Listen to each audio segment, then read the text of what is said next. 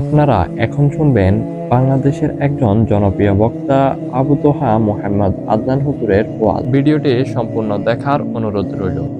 50 বছর ধরে একটা দেশকে রাডারবিহীন থাকতে হচ্ছে, স্যাটেলাইটবিহীন থাকতে হচ্ছে, পারমাণবিক কোনো অস্ত্র নাই, নিউক্লিয়ার কোনো মিসাইলস নাই, কোনো জিওপলিটিক্যাল বড় বড় রাষ্ট্রের সাথে অ্যালায়েন্স নাই।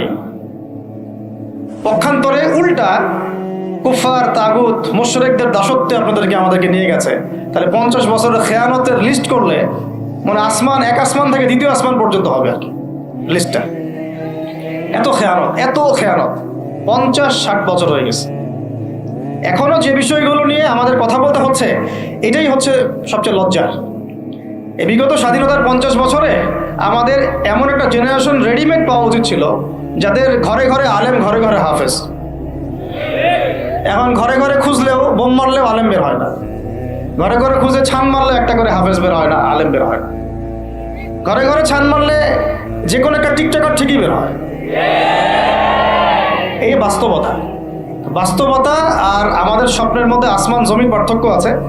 এগুলো হাসির কোনো বিষয় না, ভালো লাগলে এটা হচ্ছে বাস্তবতা। মানে পুরা প্রাইমারি স্কুল থেকে শুরু করে প্রাইমারি স্কুলের শিক্ষক, প্রাইমারি স্কুলের টিচার এবং স্টুডেন্ট, হাই স্কুলের টিচার, অনার্সের স্টুডেন্ট, অনার্সের টিচার, মাস্টার্সের স্টুডেন্ট, মাস্টার্সের টিচার, তারপরে বিবিএ, এমবিএ, তারপরে যে আপনার প্রাইভেট ইউনিভার্সিটি ইত্যাদি ইত্যাদি, ইভেন বিসিএস সেক্টর, শিক্ষা কমিশন, এমপি, মন্ত্রী, পার্লামেন্ট, সবগুলোকে যদি একটা জায়গায় আপনি বসান, সবাইকে 15-16 কোটি মানুষকে একটা জায়গায় বসান, দেখবেন যে এদের 90% কোরআন তেলাওয়াতি করতে পারেন। 50 বছর হয়ে গেছে স্বাধীনতা। তাহলে কাদেরকে নিয়ে আপনি হিন্দুস্তানকে মোকাবেলা করতে চাচ্ছেন? কাদেরকে নিয়ে আপনি যে রামবাম, প্রগতিশীল এবং এই ইসকনকে মোকাবেলা করতে যাচ্ছেন? কাদেরকে নিয়ে? আবেগ দিয়ে তো হবে না। আর তাদের ব্যাপারটা তো এতই স্ট্রং, তারা তো এমনভাবে তাদের মানে আগ্রাসন লালন করছে যে ওরা যদি পারত এখন পুরো বাংলাদেশটাকে ওদের মানচিত্রভুক্ত করে ফেলত। ষড়যন্ত্র কিন্তু এই পর্যন্ত, এটা আমরা বুঝি আর না বুঝি। আর আমরা তো খুব সাম্প্রদায়িক সম্প্রীতির বয়ান দিচ্ছি এখন আর কি। বিগত সময়ে কিছু রাজনীতি হয়েছে জঙ্গিবাদ শব্দ দিয়ে রাজনীতি করা হয়েছে। এটা থাকুক আর না থাকুক, বায়বীয়ভাবে একটা প্রতিষ্ঠা করার চেষ্টা করা হয়েছে, এটা দিয়ে রাজনীতি করা হয়েছে। সবাই সবার স্বার্থে কথাটাকে ব্যবহার করেছে। আসলে এটা একটা বায়বীয় শব্দ ছিল, কোনো অস্তিত্ব নাই। এখন রাজনীতি করা হচ্ছে নতুন করে সংখ্যালঘু শব্দ দিয়ে। কি দিয়ে? সংখ্যালঘু। তো সংখ্যালঘু শব্দ দিয়ে যে রাজনীতি করা হয়, তো সংখ্যালঘু যারা, তারা সংখ্যাগুরু কমিউনিটির মধ্যে সাইফুর রহমানকে এভাবে দিনে দুপুরে কুপিয়ে হত্যা করে কিভাবে? আমরা তো সংখ্যাগরিষ্ঠ, তো সংখ্যাগরিষ্ঠ মানুষের মধ্যে একজনকে সংখ্যালঘু একজন হত্যা করে কিভাবে? এর আগে ফরিদপুরে হয়েছে, আমরা তখনও সাম্প্রদায়িক সম্প্রীতির বলি আওড়াইলাম। চট্টগ্রামে হইল, এখনো সাম্প্রদায়িক সম্প্রীতির বলি আওড়াচ্ছি, ঠিক আছে? এবং আমাদের সবাইকে বোঝানো হচ্ছে যে সবাই শান্ত থাকেন, কেউ কোনো রকমের টু শব্দ করবেন। আচ্ছা, করলাম না, টু শব্দ করলাম না, শান্ত থাকলাম, ধৈর্য ধরলাম, ঠিক আছে। এরপরও যদি আরো 10 জনকে মারা হয় তখন? তখন আপনি আমাকে গ্যারান্টি দেন যে মারা হবে না। আপনারা আমাদেরকে গ্যারান্টি দেন যে মারা হবে না। যদি মারা হয় তখন? আপনি বলছেন মারা হবে না ইনশাআল্লাহ, ঠিক আছে। যদি মারা হয় তখন? এখন আমি ধৈর্য ধরলাম, এখন আমি সাম্প্রদায়িক সম্প্রীতির কথা বললাম, এখন আমরা চুপ থাকলাম, কেউ এগ্রেসিভ কোনো ভূমিকায় গেলাম না, এবং যাওয়া উচিত না, ঠিক আছে, খালাস। আর আপনি আমাকে গ্যারান্টি দেন এই ঘটনাগুলো আগামীতে ঘটবে না। প্রশাসন গ্যারান্টি দেন, সরকারে যারা আছেন গ্যারান্টি দেন। দিতে পারবেন? যদি দিতে না পারেন, কেন পারবেন না? যদি দিতে না পারেন, তাহলে গ্যারান্টি কেন দিতে পারবেন না? তার মানে আপনার প্রশাসন ফেল করেছে এখানে। সেই ভাইকে হত্যা করা হয়েছে, সেই ভাইয়ের হত্যাকারী যদি 20 জন 30 জন হয়, প্রশাসনের পক্ষে এটা কোনো বিষয় না 30 জনকে কারাগারে নিয়ে আসা এবং আচ্ছা মতো রিমান্ডে সিদ্ধ ডিম ঢোকানো, কোনো বিষয় না। রিমান্ডে ওলামায়ে কেরামের পা ভেঙে দিতে পারেন, তাহলে এটা কেন পারছেন না? তাহলে আপনারা আসলে আমাদেরকে কানাকে মক্কা দেখাচ্ছেন, এই তো। এখন যদি গ্যারান্টি না দিতে পারেন, তার মানে এই সমস্যাটা থাকতে পারে। গ্যারান্টি না দিতে পারার অর্থই হচ্ছে আপনি নিজেই ভয় পাচ্ছেন, নিজেই আপনি শিওর না যে সমস্যাটা আসবে কিনা। কারণ আপনি জানেন যে আমি সমস্যাটাকে ডিল করতে পারি না, আসতেও পারে, এই জন্য আমি গ্যারান্টি দিতে পারছি না। আমাদের উপদেষ্টাদেরকে বলেন গ্যারান্টি দিতে, যে এরকম ঘটনা আগামীতে আর কখনো ঘটবে না? আমরা তো সবাই শান্ত আছি, কেউ তো একটা টাকাও পর্যন্ত দেয়নি, কাউকে দিয়েছেন? আচ্ছা ঠিক আছে, আবার আমি প্রশ্ন করছি, যদি গ্যারান্টি না দিতে পারে এবং না দিতে পারাটাই তাদের ব্যর্থতা, এবং এর যদি উপযুক্ত বিচার তারা করতে না পারে, না করতে পারাটাই ব্যর্থতা সংখ্যাগরিষ্ঠ মুসলিম রাষ্ট্রে, তাহলে এই ঘটনা যদি আগামী 1 বছরে, 2 বছরে, 5 বছরে আবারও রিপিটেড হয় এবং একজনের জায়গায় 3 জন, 4 জন, 5 জন, 10 জন পর্যন্ত পৌঁছায়, তখন আপনাদের ভাষাটা কি হবে? তখন আপনারা কি ভাষায় কথা বলবেন আর আমাদেরকে কি বুঝাবেন? এটা আমার প্রশ্ন। আরো প্রশ্ন আছে, সাইফুর রহমান যদি আপনার ছেলে হইতো তাহলে কি হতো? সাইফুর রহমান যদি আমাদের উপদেষ্টাদের কেউ হতো তাহলে কি হতো? সাইফুর রহমান যদি আমাদের যে ওলামায়ে কেরামগণ, শ্রদ্ধার সাথেই বলছি, বিনয়ের সাথে, আপনাদের যদি ছেলে হতো আপনারা কি সেম কথা বলতেন কিনা? সাইফুর রহমান যদি আপনার মেয়ের জামাই হতো তাহলে আপনি সেম কথা বলতেন কিনা? এই জায়গাগুলো তো অনেক গ্যাপস আছে। আমাদের এত স্বার্থপর চিন্তা চেতনা যে আমার তো আর নিজের ছেলে মরে নাই, আমার তো আর নিজের ভাইকে মারা হয় নাই, আপনি তো তাকে আপনার ভাই মনে করতে পারছেন না। এখন পর্যন্ত আপনি সাইফুর রহমানকে আপনার ভাই মনে করতে পারেন নাই। সবাই চুপ। আর আমাদের কিছু সুরসুরি মানহাজের কিছু মানুষ আছে, সুরসুরি আর গিরগিটি মানহাজ, মানে তাগুতের নাম এক্স হইলেও তার পক্ষে, ওয়াই হইলেও তার পক্ষে, জেড হইলেও তারই পক্ষে, সবসময় চুপ, একদম সুরসুরি মার্কা ঠান্ডা ঠান্ডা মানহাজ মানুষকে দেওয়া হয়, এবং তারা একটু জনপ্রিয়, এই কারণে জনগণও চুপ হয়ে যায়। তাদের একটা স্ট্যাটাস দেখে মানুষ চুপ। হ্যাঁ, আমার তো আকাবির, আমার তো অমুক, আমার স্কলার এই বলছে, আমার শায়েক এই বলছে, বাস আমি চুপ। আপনি তো নিজের চিন্তাটাকে বিক্রি করে দিয়েছেন মানুষের কাছে, নিজের চিন্তাটাকে আপনি বিক্রি করে দিয়েছেন। একজন সেলিব্রিটি স্কলার এসে একটা স্ট্যাটাস দিল যে সবাই শান্ত থাকেন, কেউ কোনো কথা বলবেন না। কেন কথা বলবো না আমি? শান্ত থাকেন বলার আগে আপনার বলা উচিত ছিল যে আমার ভাইকে এভাবে মারা হয়েছে, আমি তীব্র নিন্দা জানাই এবং এর বিচার আমি দাবি করি। তারপরে আপনি বলতে পারতেন আপনারা শান্ত থাকেন, আমরা বিষয়টা ডিল করছি। এই যে ব্রেন ওয়াশ, এই যে আমাদের একটা জজবাকে এভাবে দমন করে দেওয়া হচ্ছে, এর ফলাফল কিন্তু আপনাদেরকে ভোগ করতে হবে। আচ্ছা ঠিক আছে, 10 জন মারা হলো, চুপ করে থাকেন, ভালো কথা। আরো 100 জন মারা হলে তখনই কি চুপ করে থাকবেন? যদি একটা জেলার উপর আক্রমণ হয় তখনই কি চুপ করে থাকবে? আপনারা শয়তান থেকে পালাতে চাচ্ছেন, কিন্তু শয়তান তো আপনাকে ছাড়বে না। আপনি কিছু বলেন আর নাই বলেন, আমি বলছি না এখনই বলেন, আমি বলছি আপনি এই হত্যার উপযুক্ত বিচার আমাদের সামনে নিশ্চিত করেন। জাতির সামনে এই 20-30 জন লোককে হাজির করে প্রকাশ্যে ফাঁসি দিয়ে দেখান যে হ্যাঁ আমরা সাইফুর রহমানের পক্ষে আছি। কিছুই করতে পারেন নাই পর্যন্ত, আপনারা কিছুই করতে পারেন নাই। ফরিদপুরের ঘটনা কিছু করতে পারেন নাই। এরকম ঘটনা বিচ্ছিন্ন না, এরকম ঘটনা বাংলাদেশের লাস্ট 5 বছরে এবং বিগত 15 বছরে অনেকগুলো হয়েছে। কিছু ঘটনা আমরা জেনেছি, কিছু ঘটনা আমরা জানি না, বেশিরভাগই আমরা জানি না। তো এই যে সমস্যাগুলো আমি সিরাত থেকে কেন বলছি, কারণ সিরাতে আপনাকে এগুলো সমাধান দেবে। আর এই বিষয়টা আমাকে খুব পীড়া দিচ্ছে ভিতর থেকে, যেটা আমাদের আচরণ, আমরা যে এত বেশি মানে দাসত্বের একটা ইয়াতে চলে আসছি, মেজাজটা আমাদের দাসত্বের মতো চলে আসছে। আমরা শত্রুর চোখে চোখ রেখে কথাই বলতে পারি না। শত্রুর চোখে চোখ রেখে কথা না বললে তো সে আমাকে দাম দিবে না। কই, সে তো চায়নার সাথে এইসব ডিল করতে পারে না, সে তো ইভেন পাকিস্তানের সাথেও তো পারে না। পাকিস্তানে কি খুব মুসলিমদের ঐক্য আছে নাকি? না, নাই তো। ওর ইন্টারনাল অবস্থা তো আমাদের চেয়ে অনেক সময় খারাপ। কয়েকটা পারমাণবিক বোম আছে, এই কারণে তার দিকে তাকাতে পারে না। স্বাধীনতার 50 বছরে কয়টা মিসাইল তৈরি করলেন? একটাও তো তৈরি করার ফিকির করলেন না। তাহলে বিগত 50 বছরের ইতিহাস যদি আমরা ঘাঁটি, তাহলে দেখব যে যত রকমের মানব রচিত তন্ত্রমন্ত্র আছে, এই তথাকথিত গণতন্ত্রই বলেন, আর এই জাতীয়তাবাদের কথাই বলেন, আর এই তথাকথিত ধর্মনিরপেক্ষতাবাদ, আর এই কমিউনিজম যা আছে সব ফেল করেছে। পশ্চিমার সব মতবাদ এখানে এমনভাবে ফেল করেছে যেটা ইতিহাসে বিরল। তাহলে একটা মাত্র পথ আপনাদের সামনে এখন খোলা আছে, যেই পথ দিয়ে এই সমস্ত সমস্যার সলিউশন আনা সম্ভব। সেই পথটাই হচ্ছে ওই যে লেখা আছে, সিরার আলোকে উম্মার সংকট নিরসন কর। ওই সিরাতের আলোকে যদি উম্মার সংকট নিরসন করতে না পারি, আর কোনো রাস্তা আমাদের সামনে খোলা নাই। দিন কায়েমের শর্ত 3টা বলেছেন না? 3 নম্বর শর্তটাই হচ্ছে এটা যদি ইবাদত হয়, দিন কায়েম যদি একটা ইবাদত হয়ে থাকে, তাহলে সেই ইবাদত কবুল হবে শুধু একজন ব্যক্তির তরিকায়। কার তরিকায়? মুহাম্মদ রাসূলুল্লাহ সাল্লাল্লাহু আলাইহি ওয়াসাল্লামের তরিকায়। ইবাদত হতে হবে এক আল্লাহর জন্য, হালাল রিজিক থাকতে হবে, এবং তরিকা হতে হবে কার? মুহাম্মদ রাসূলুল্লাহ সাল্লাল্লাহু আলাইহি ওয়াসাল্লাম। তো মুহাম্মদ সাল্লাল্লাহু আলাইহি ওয়াসাল্লামের তরিকাই হচ্ছে সিরাত, যেটার মধ্য দিয়ে আমরা দিন কায়েম করব ইনশাআল্লাহ। ভিডিওটি ভালো লাগলে আর কোনো রাস্তা খোলা নাই। যত তন্ত্রমন্ত্র নিয়ে আসো, যত তন্ত্রমন্ত্র, এখন তো 4টা-5টা আছে, আরো যদি নতুন কোনো তন্ত্রমন্ত্র নিয়ে আসে, তারপরেও এই জাতির মুক্তির কোনো পথ নাই সিরাত ছাড়া। এখন আমাদেরকে আগে সিরাত পড়তে হবে ভাই, সবাইকে আগে সিরাতটা পড়তে হবে। সিরাত পড়লে পরে আপনারা বুঝতে পারবেন যে ইনশাআল্লাহ তাআলা কোন পথে আমাদেরকে হাঁটতে হবে।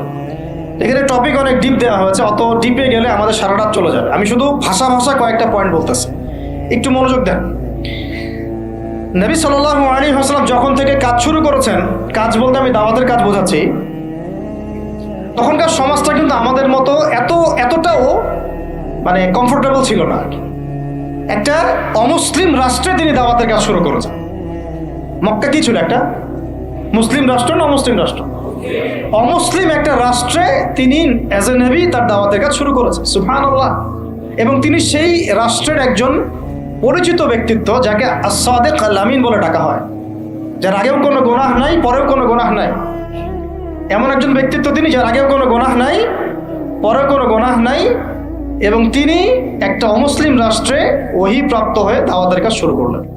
আর আমরা তো মুসলিম রাষ্ট্রে বসে আছি, আমরা তো মক্কায় নাই। আমরা কি মক্কায় আছি? আমরা তো মক্কায় নাই। যদি মক্কায় না থাকি, তাহলে এরকম নতজন পররাষ্ট্রনীতি কেন? আমরা যদি মক্কার মতো পরিবেশে না থাকি, তাহলে এত নতজন পররাষ্ট্রনীতি কেন? তাহলে ভারতের মধ্যে আমাদের যে মুসলিম ভাইরা আছে, তারা কি করবে? তাহলে ভারতে যে মুসলিম ভাইরা আছে, তারা কি করবে? তারা কি ওদের পা ধরে ইয়া করবে, সালাম করবে? হিন্দুদের পা ধরে সালাম করবে? বলেন তো। আমরা তো একটা মুসলিম রাষ্ট্রে আছি, তো মুসলিম রাষ্ট্রে থাকতে এত নতজন পররাষ্ট্রনীতি কেন? এত দাসত্বের শৃঙ্খল কেন? তো তিনি দাওয়াতের কাজ শুরু করেছেন প্রথম কি দিয়ে, এটা একটা ফ্যাক্ট। আমরা আসলে আলোচনাগুলো আপনাদের চাইতে তাদের শোনা দরকার, যারা আলোচনা যারা করে আর কি। মানে আমি চাই বেশি বেশি তাদের সাথে কনভারসেশন করতে, যারা উম্মাকে নিয়ে ফিকির করেন, দাওয়াতের কাজ করতে চান, বা মুআল্লিম বা আলেম বা হাফেজ, তাদের সাথে কথা বলা দরকার। তাদেরকে আগে বোঝানো দরকার বিষয়গুলো। অনেকেই বুঝেন না।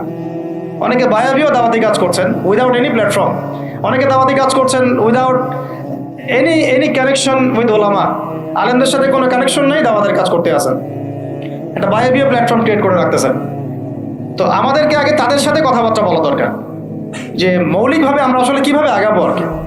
প্র্যাকটিক্যাল কথায় আসেন। এই যে আমরা এতগুলো কথা বলছি না, আমি আপনাদেরকে পুরা পথ পদ্ধতি এখানে গিলায় খাওয়াই দিতে পারবো, কিন্তু বিশ্বাস করেন গিলে খাওয়ার পরে আপনি কিছু করতে পারবেন না। কেন নাই? কোনো ফাউন্ডেশন নাই, কোনো সংগঠন নাই, কোনো রাজনৈতিক ক্ষমতা নাই, কোনো রাজনৈতিক দলও নাই, রাজনৈতিক কোনো অ্যাপ্রোচও নাই। কিন্তু একটা সেকুলার রাজনৈতিক দল আপনার চেয়ে ভালো ফিল্ড ওয়ার্ক করতে পারবে, কারণ তার চেইন অফ কমান্ড আছে। আমাদের তাওহীদপন্থীদের কোনো চেইন অফ কমান্ডই নাই। বলে আসতেছি বিগত 5 বছর 10 বছর থেকে একই বয়ান, মাথায় ঢুকে না জিনিসটা। চেইন অফ কমান্ড বলে একটা কিছু আছে, যেখানে একজন আমির নাই, যেখানে একজন ইমারা নাই, একটা আমির নাই, আসাম ওয়া তাআ নাই, বায়আ নাই, যেখানে শুনলাম মানলাম আনুগত্য করলাম, আমির মামুর জামা ইমার এগুলো নাই, সেখানে তো চেইন অফ কমান্ড আসবে না। তাবলিগ জামাত কাজ করছে না? করছে কিনা? একটা শুরা পর্ষদ আছে না, শুরায়ে নিজামি আছে না, আমির আছে না, কাজ করতেছে, ফলাফল পাচ্ছে মাশাআল্লাহ। জামাত ইসলাম কাজ করছে না? একটা চেইন অফ কমান্ড আছে, প্রত্যেকটা জেলায় জেলায় শাখা আছে, তারা তাদের উপরের লেভেল থেকে কোনো ডিরেকশন আসলে সেটাকে রুট লেভেলে বাস্তবায়ন করছে। তারপরে ধরেন যে ইভেন এই যে আওয়ামী লীগ যে চলে গেল, তার একটা চেইন অফ কমান্ড ছিল না? ছিল কি না? উপরে যে বলতো জঙ্গি, নিচের ওই ব্যক্তিও বলতো হ্যাঁ সেই জঙ্গি, এমন একটা চেইন অফ কমান্ড ওদের ছিল না? এখন বিএনপি যারা রাজনীতি করতেছে ওদের নাই? আছে। এখন আপনি বলেন যে ইসলামপন্থীদের রাজনৈতিক দল কয়টা? একটা আছে আমাদের শাসনতন্ত্র, একটা হচ্ছে হেফাজতে ইসলাম। আর কি হেফাজতে ইসলাম তো আসলে কোনো রাজনৈতিক ব্যাকগ্রাউন্ড থেকে আসে নাই, এটা এসেছে, আপনারা তো জানেন হিস্ট্রি, কোন প্রেক্ষাপটে এটা তৈরি হয়েছে, শাপলা চত্বরে ঘটনা, তাই না? আর জামাত ইসলাম। আর কথা হচ্ছে যে আমাদের তো মানে পৃথক পৃথক প্ল্যাটফর্মগুলোর মধ্যে একটা ঐক্যবদ্ধ সমন্বয় সবার আগে দরকার, তারপরে আমাদের একটা বৃহত্তর চেইন অফ কমান্ড দরকার। তখন কি হতো যে উপর থেকে একটা কিছু ছেড়ে দিলে একদম নিচ পর্যন্ত আসতে সময় লাগতো না।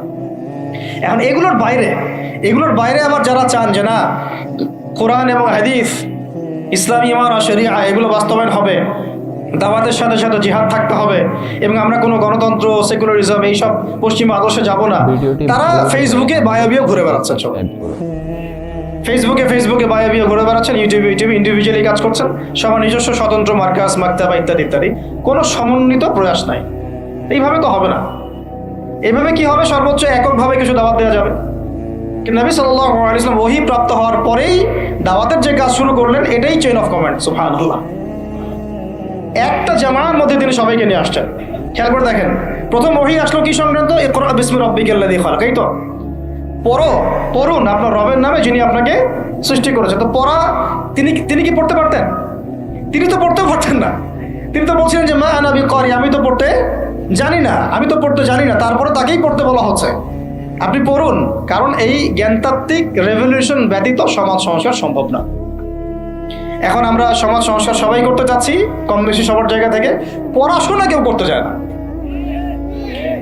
আল্লাহর কসম করে বলছি, যারা ইভেন দাওয়াতের কাজ করছে এইসব জায়গায় আমরা যারা দাঁড়ায় আছি না, তাদের অনেকেই ওলামায়ে কেরামের সাথে কোনো তাআল্লুকই নাই, কোনো সিলেবাস নাই, কোনো পড়াশোনা নাই, কোনো ক্রাইটেরিয়া নাই, কোনো অ্যারাবিক শেখার কোনো ফিকির নাই, কোরআন শেখার কোনো ফিকির নাই, তাফসির শেখার কোনো ফিকির নাই। আমি দাওয়াতের কাজ করতেছি, সুবহানাল্লাহ, মানুষ আমাকে সেলিব্রিটি মনে করে, দ্যাটস অল। এভাবে হয়? এভাবে কি দাওয়াতের কাজ হয়? অথচ নবী সাল্লাল্লাহু আলাইহি ওয়াসাল্লামকে আল্লাহ পাক পড়তে বলছেন। তাহলে প্রথম দরকার আমাদের জ্ঞানতাত্ত্বিক রেভলিউশন। যেটা বললাম যে বিগত 50 বছরে অলরেডি আমাদের ঘরে ঘরে একজন করে আলেম, একজন করে হাফেজ থাকা উচিত ছিল। এটা বিগত 50 বছরের শিক্ষা সিস্টেমটা এমনভাবে সাজানো হয়েছিল যেটা একটা ধর্মনিরপেক্ষ শিক্ষা সিস্টেম। এটা এই যে একটা ছেলে বসে আছে 30 বছর বয়স, ওর তো অধিকার ছিল যে সে এসএসসি, এইচএসসি, অনার্স মাস্টার্স লেভেলে এসে কোরআনের অর্থ করার যোগ্যতা অর্জন করবে। এটা তার রাইটস ছিল। অ্যাজ এ মুসলিম কান্ট্রির একজন সিভিলিয়ান হিসাবে তার রাইটস ছিল এটা, যে আমি একজন মুসলিম কান্ট্রির সিভিলিয়ান, আমার রাইটস আছে স্কুলে গিয়ে কোরআন শেখা, কলেজে গিয়ে কোরআনের তাফসীর শেখার, অনার্স লেভেলে গিয়ে হাদিস পড়তে শেখার, হাদিসের মুতাআলা করার। ইভেন সে মাস্টার্সের পরে ইফতা দেওয়ার মতো যোগ্যতা অর্জন করতে পারতো যদি শিক্ষা সিস্টেমটার মধ্যে সমন্বয় থাকতো। কিচ্ছু করা হয়নি এইসব লেভেলে। 50 বছর ধরে এই জাতিকে শিক্ষার অন্ধ করে রাখা হয়েছে। কওমি মাদ্রাসাগুলো যদি না থাকতো, এই দেশ থেকে ইসলামকে মিটাই ফেলে দিত এরা। এটা বাস্তবতা। শুধু কওমি মাদ্রাসাগুলোর এই মেহনতগুলো যদি না থাকতো, তাহলে অরিজিনাল ইসলামকে তারা মিটাই ফেলে দিত বাংলাদেশ থেকে। টিকে আছে এখন। কিন্তু আমি ওইদিকে যাচ্ছি না, ওইটা অন্য আলোচনা। এটা আমাদের ভিতরের কথা হচ্ছে, একজন জেনারেল শিক্ষিত ছেলে যে এদেশের মুসলিম নাগরিক, তার রাইটস আছে প্রাইমারি স্কুলে সে কোরআন তেলাওয়াত করা শিখতে পারে নাই। কেন পারে নাই? পিতা মাতাও তো মাশাআল্লাহ সুবহানাল্লাহ সেই কোয়ালিটি। ছেলে 10 বছরে কিছু শিখুক না শিখুক, বাংলা ইংরেজি অঙ্ক তাকে শিখতে হবে। কোরআন হাদিস এগুলো তো কোনো বিষয় না। এগুলো কোনো বিষয় হলো? আপনাদের কাছে আল্লাহর কসম এগুলো দামি নাই। ওই একদিন দুই দিন ওয়াজ মাহফিলে আইসা আবেগ দেখার, কোরআন হাদিসের পরে যদি মহব্বত থাকতো, ছেলেকে তো আলেম বানাইতেন আপনি। ছেলেকে তো আপনি একজন হাফেজ বানাইতেন কমপক্ষে। আপনি তো ছেলেকে এমনভাবে গড়ে তুলেছেন আপনার জানাতেই পড়তে পারবে না। তো আমাদের এই স্কুল কলেজ পড়ুয়া ছেলে মেয়েদের রাইটস ছিল এগুলো শিখতে পারে নাই। অনার্সে পড়ে তার বয়স কত? 20 থেকে 25 বছর। 25 বছরে সে 25টা সূরা জানে না, 25টা সূরার নামই জানে না, 25টা সূরার নাম বলতে পারে না।